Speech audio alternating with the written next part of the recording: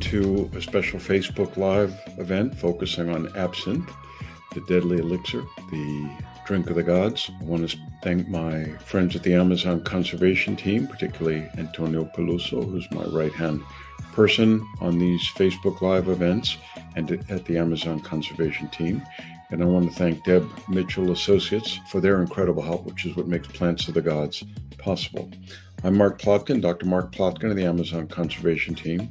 I'm an ethnobotanist. I've been focusing on plants and peoples, primarily the Amazon, for much of the last 4 decades. But I have a broader interest, which is the relationship between plants and people. And when I say plants in the broad sense, which includes fungi, even magic frogs in a very broad sense. And that is the focus of the podcast. You can find Plants of the Gods podcast on all major platforms. Let me read what happened as this picture was taken.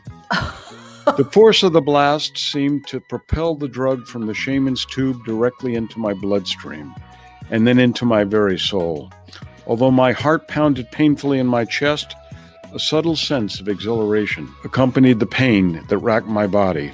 At the edge of my field of vision, tiny figures began to dance. My nose started to run, but my vision cleared a bit. I saw indigenous peoples in other parts of the roundhouse point at me and break into enormous grins. Some of them stopped what they were doing, chatting to each other in their hammocks, carving arrow points for the hunt, making their own batch of snuff, and they sat in a circle with me at the center. I felt a warm bond of brotherhood with them. A couple of years ago, my daughter said to me that I should stop thinking about old media, that the way to reach a new and broader audience is through a podcast. I didn't give it much thought until I found myself in the Amazon Conservation Team conference room sitting next to a pile of my old class notes from Richard Schulte's ethnobotany class. That was the beginning of Plants of the Gods, and I'm happy to say and to thank all of you for the fact that we have now surpassed over 1 million downloads, and it wouldn't have happened without you.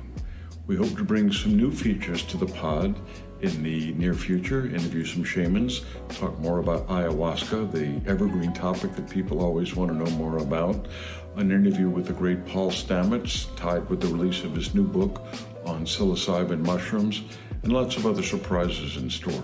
But the most important thing is to say thank you to all of our listeners, to encourage you to spread the message and encourage other friends and family and like-minded souls to listen to the podcast, and to support the Amazon Conservation Team at www.amazonteam.org.